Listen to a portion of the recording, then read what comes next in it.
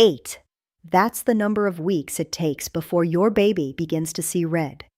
Not olive color, just red, the first one. And the rest come later, in a sequence that researchers spend decades trying to map, and that almost no one outside a developmental neuroscience lab has ever explained to a parent in plain language. Before that, your baby's world is not dark. It's not blurry in the way you might imagine. It is sharp, incredibly sharp, but built almost entirely from contrast, from edges, from the hard line between light and shadow, from the border where your dark hair meets your pale skin in a dim room at 2 a.m. That is what your baby is seeing right now. And the reason it looks exactly like that, and not like the bright, saturated world you live in, is one of the most precise and deliberate pieces of engineering in all of human biology. Your baby isn't missing something. Their visual system is doing exactly what it was designed to do. And once you understand the sequence, the exact timeline of how color enters your baby's brain, you will never look at a toy, a mobile, or the decoration in your baby's room the same way again. Before I walk you through all of it, I want to know something about you. Tell me in the comments right now. Where are you watching from? How old is your baby in weeks or months? And has your baby ever completely ignored a colorful toy, but stared at something plain, like a window frame, or a ceiling fan, or the edge of a door? Tell me exactly what they stared at. I read every single comment. What you tell me shapes what I cover in the videos that come next. And it also tells me something important about exactly where your baby is in this process right now. Now, let's go back to the beginning of your baby's visual life. When your baby was born, they arrived with approximately 100 billion neurons already wired into their brain. The visual cortex, the region at the back of the brain responsible for processing everything your baby sees, was already structurally present. The wiring was there. But it wasn't active, not fully, not in the way it would need to be to process the full spectrum of color that you and I see without thinking about it. Here is what was active: the pathway that detects contrast, the part of the visual system that responds to edges, to borders, to the transition between dark regions and light regions. That pathway is functional from the first hours of life, and the reason it comes first is not accidental. It is the direct result of millions of years of evolutionary pressure, and researchers at the University of Washington spent nearly a decade documenting exactly why the order matters. Think of it this way. Imagine you're designing a camera that has to start working immediately in any lighting condition with no calibration time. What's the most important thing that camera needs to detect first? Not color, not texture, not depth. The most critical thing is the outline of a face, the boundary of an object, the difference between something that is there and something that is not. That's contrast. And that's exactly what your baby's visual system prioritizes in the first weeks of life. This is why your baby stares at the edge of your face rather than your face itself in low light.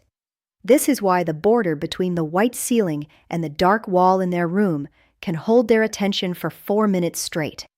This is why the ventilation slats on a white ceiling fan, spinning slowly in a room with morning light coming through a window, can be more compelling to a 6-week-old than a toy designed by professional child development experts and made from every color in the rainbow. The toy didn't fail.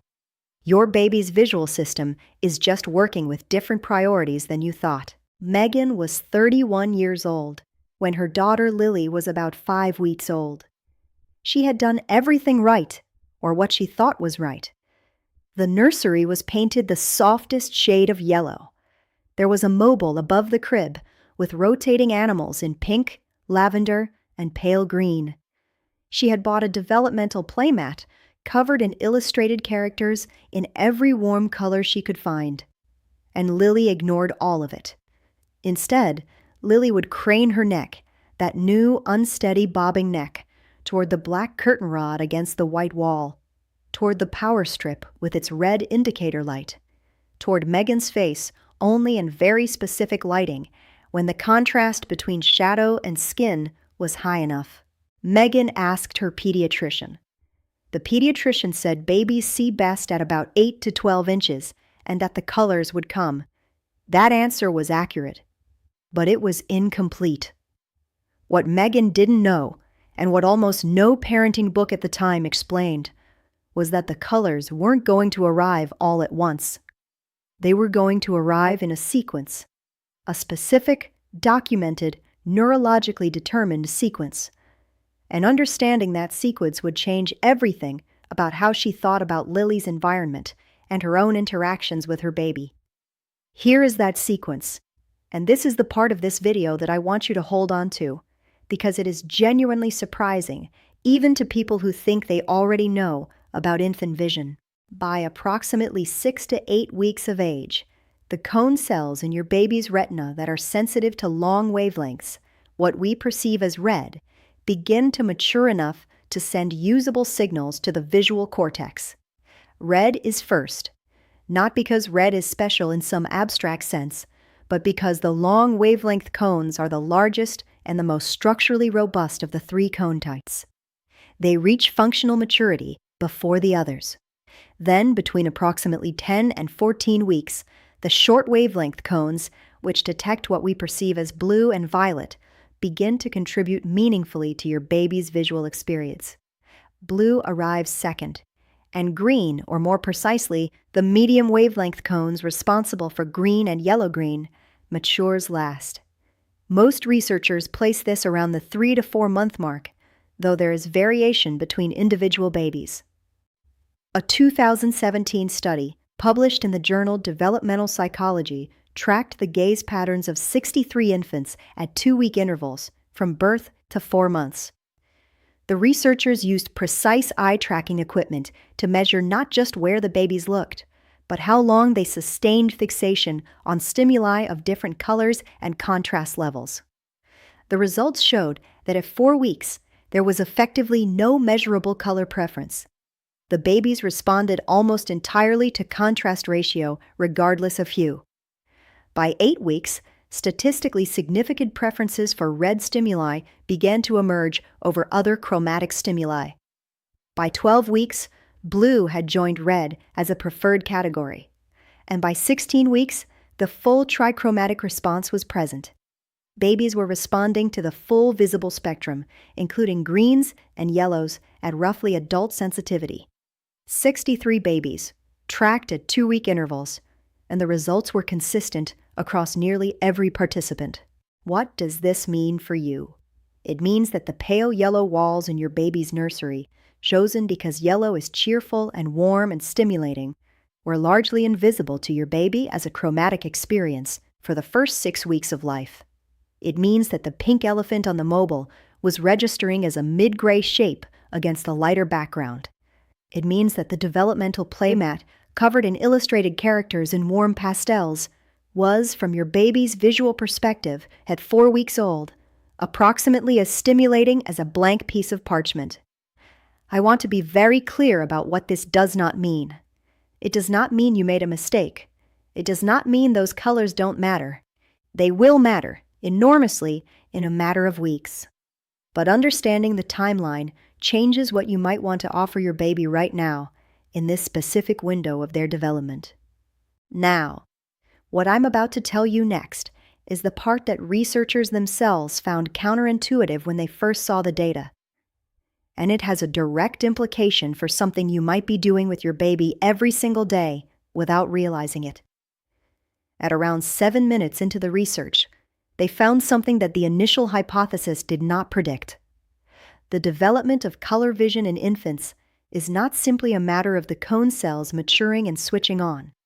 There is a second process happening simultaneously, a calibration process, and it depends directly on the visual input the baby is receiving during those early weeks. Think of your baby's visual cortex as software that is being written in real time. The hardware, the cone cells, the retinal ganglion cells, the lateral geniculate nucleus, the visual cortex itself, is already there. But the parameters, the settings, the way each signal gets weighted and compared to every other signal. Those are being established right now, based on what your baby is actually seeing. This is called experience-dependent visual cortex development, and a series of studies conducted at MIT between 2013 and 2018 showed that the amount of high-contrast visual input a baby receives in the first 12 weeks of life is directly correlated with how quickly and completely the color discrimination system comes online. Let me say that again, because it sounds more technical than it is. Babies who spend more time looking at high-contrast patterns in the first 3 months, black and white stripes, sharp geometric shapes, faces with strong light and shadow definition, develop faster, more precise color discrimination by 4 months than babies who spent those same weeks surrounded primarily by low-contrast pastel environments. The contrast that you thought was a placeholder, a temporary visual stage your baby was going to grow out of, was actually the training data. The high-contrast visual input in the first weeks wasn't keeping your baby occupied until the color system was ready. It was building the infrastructure that the color system would run on. 78% of the MIT cohort infants who had enriched high-contrast environments in weeks 2 through 12 showed measurably stronger color discrimination responses at 16 weeks compared to the control group. 78%. Have you ever noticed that your baby seems calmer when you hold them close to your face in a brightly lit room, and then you shift to a dim room and their eyes track differently, more tentatively? Tell me in the comments. Drop your location, how old your baby is right now, and describe what you've noticed about your baby's gaze when the lighting changes. I want to know, because this is connected to something in the next section that explains a behavior almost every parent notices, but almost none of them connect to the light in the room. Here's the part that almost nobody has ever explained properly. The standard story about infant color vision goes like this. Babies are born with poor color vision. It improves over the first few months, and by 4 months, they can see color like an adult. That story is technically accurate, but it omits the most important detail, the detail that changes how you understand every interaction you have with your baby in the first 16 weeks of life. The cones are not the limiting factor. The retinal cells mature on a biological schedule, and nothing you do significantly accelerates that. But the pathway between the retina and the visual cortex, and particularly the connections within the visual cortex itself, where colors are compared, contrasted, and assigned meaning, those are profoundly influenced by experience. And the window in which experience has the greatest influence on that wiring is the first 12 weeks of life. Not the first year, not the first 6 months, the first 12 weeks. After 12 weeks, the cortex becomes significantly less plastic. The parameters begin to lock. The architecture stabilizes. The system that was built during those 12 weeks, built from whatever your baby was actually looking at, becomes the foundation for every visual experience your baby will have for the rest of their life. Your baby isn't just learning to see color. They're building the neural infrastructure that determines how richly and precisely they will experience color for decades. Here is what that means concretely. When Megan eventually found this research, when she read the MIT findings and the Developmental Psychology longitudinal study and a 2019 review paper in Current Biology that synthesized 18 separate infant vision studies into a single framework, her reaction was not guilt. Her reaction was relief and then immediate action. Lily was 11 weeks old. Megan still had 1 week left in the highest plasticity window. She didn't renovate the nursery. She didn't buy new toys. She did 3 specific things, and she did them for approximately 20 to 30 minutes each day for the next 2 weeks. And the difference she observed in Lily's visual engagement, the way Lily began tracking objects more fluidly, the way her gaze began to linger on colors that had previously seemed to register as nothing, was something Megan described as watching a television set gradually finding its picture. I want to tell you what those three things were, because they cost nothing, they require no equipment, and two of them you are probably already doing. You just didn't know why they worked. The first is what researchers call face contrast exposure. In natural lighting, near a window, not in overhead artificial light, hold your baby at 8 to 12 inches from your face and let them look at you. But here's the part most parents don't do.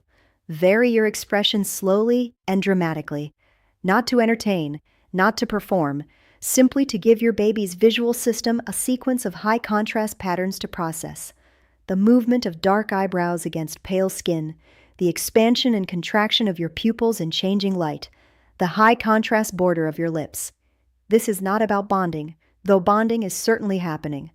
This is about providing calibration data to a visual system that is actively looking for exactly this kind of input. The second thing is what the researchers called boundary tracking. Take a piece of paper, black ink on white paper or white paper on a dark surface, and move it slowly across your baby's visual field. Not quickly, slowly, about the speed of a minute hand on a clock, and watch your baby's eyes. If the contrast is high enough and the movement is slow enough, your baby's gaze will lock onto the edge of that paper and track it. This is the visual system doing something deeply intentional. It is measuring, it is computing, it is running the calibration sequence that the first 12 weeks of life are specifically designed to run. The third thing is the one that surprised even me when I first read it. More specifically, periods of visual attention in quiet, low-stimulation environments where the only input is visual. Not music, not talking, not rattling a toy. Just your baby looking at something with high contrast, the edge of a window, a black and white card, the outline of your face in a quiet room. The reason silence matters here is that your baby's brain, in the first months of life, does not yet efficiently separate sensory channels. Auditory input and visual input share processing resources in a way that becomes more distinct over time. When you add auditory stimulation during a visual processing moment, you are asking an immature brain to divide limited resources. The visual calibration that could happen in 20 minutes of quiet looking might take 40 minutes with background noise. This does not mean silence is always better, but it means that some of what your baby needs most is simply something high contrast to look at and quiet in which to look at it. The most common mistake parents make when they learn this is overwhelming their baby with high contrast material constantly. Black and white cards everywhere, high contrast mobile and high contrast mat, and high contrast decals on the wall, and high contrast everything. That is not what the research supports. The research supports periods of focused, unhurried visual attention, 2 to 3 times per day, 20 to 30 minutes, with high contrast material in the foreground, followed by normal sensory-rich interaction the rest of the time. Overstimulation is real. The visual system, like any developing system, needs input and then rest, input and then rest, not continuous maximum stimulation. There is something else the research is only beginning to map, something that connects what happens in these 12 weeks to outcomes that researchers are still trying to fully understand. And that points toward why this period is more important than almost anyone communicates to parents. The visual system that your baby is building right now is not isolated from their broader cognitive development. The same period of cortical plasticity that governs the maturation of color discrimination also governs the early development of attention systems, of early face recognition, of the neural infrastructure for social cognition. These systems share developmental resources. They share critical windows.